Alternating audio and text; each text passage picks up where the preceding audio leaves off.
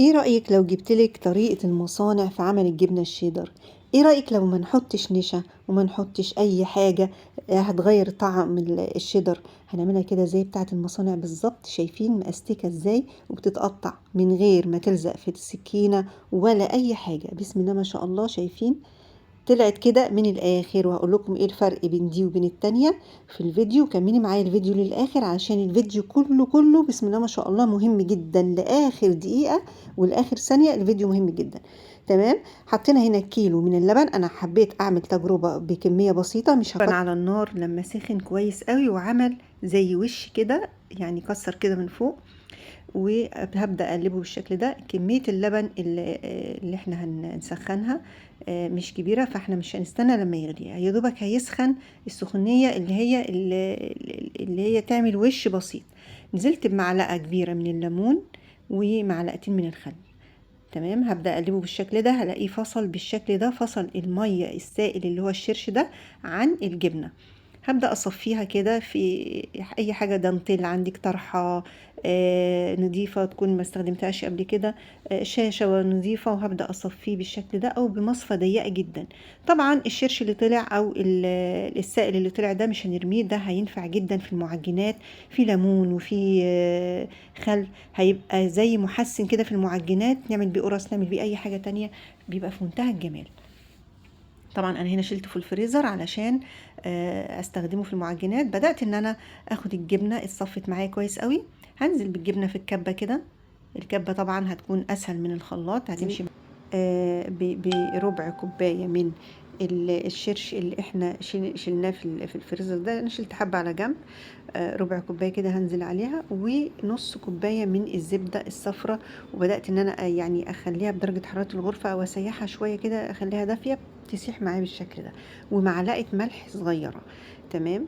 هبدأ ان انا انزل بشوية، دي الخطوة دي اختياري.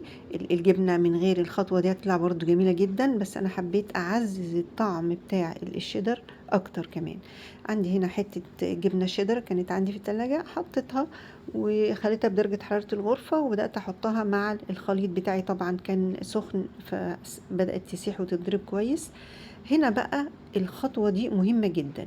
عندي ربع كوباية من المية أو معلقة كبيرة من المية، حطيت عليها معلقة ملح ليمون ودوبتها كويس جدا، وبدأت أحط عليها معلقة من الكربوناتو أو البيكربوناتو الصوديوم، وهتديني الفوران دوت. وهبدأ ان انا استنى لما تفور، وهضيفها على الجبنة بتاعتي بالشكل ده، وهديها ضربة كويس قوي مع نقطتين كده من اللون الصحي، يعني يمكن الاستغناء عنه برضو مش ضروري خالص، وهتدينا النتيجة برضو كويسة جدا.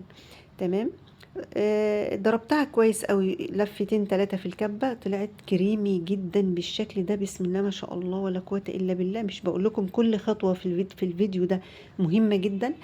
احنا ممكن ناكلها كده تبقى زي كريمي جدا جدا، هتبقى زي جبنة الكوباية اللي احنا بنشتريها، او الكيري، او الجبنة المثلثات، بس دي انعم كمان. شايفين بسم الله ما شاء الله بدأت ان هي تلم معايا. طبعا انا حطيتها هنا في يعني طاسة تيفال او طاسة جرانيت، عشان بدأت تلزق معايا في الاستانلس. فبدأت ان انا احطها بالشكل ده واقلبها على نار هادية، وما سيبهاش لما تأستك معايا بالشكل ده. انا عايزاها تجمد وتأستك كده وتبتدي تفصل من الطاسة بالشكل ده. هنا بقى هبدأ ان انا، الطاسة طبعا نضيفة اهي الحمد لله، يعني الجبنة بتطلع منها بكل سهولة.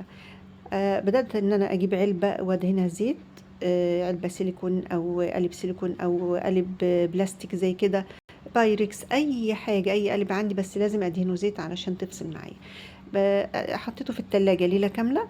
تاني يوم طلعتها بقى بالشكل ده. شايفين الملمس ناعم ازاي؟ السر في الملمس الناعم دوت ملح الليمون والكربوناتو يا جماعة.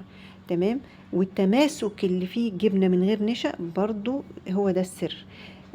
بسم الله ما شاء الله اتقطعت من غير ما تلزق في السكينة بالشكل ده، يعني ما تفرقش عن الجبنة بتاعت المصانع نهائي، ولا الجبنة بتاعت السوبر ماركت نهائي. بسم الله ما شاء الله طعم ولا أروع. قوام ولا اروع. بتتقطع بسهولة جدا، ممكن نبشرها على الصواني بتاعتنا في الفرن، او ممكن تتاكل شرايح بالشكل ده زي الجبنة الشيدر اللي احنا بنشتريها من بره. حقيقي روعة. بسم الله ما شاء الله، ان شاء الله تعجبكم جدا. وما تنسوناش من دعائكم في التعليقات، وحابة اعرف انتوا بتتابعوني منين، وبفرح بكده جدا، وبحبكم في الله. السلام عليكم.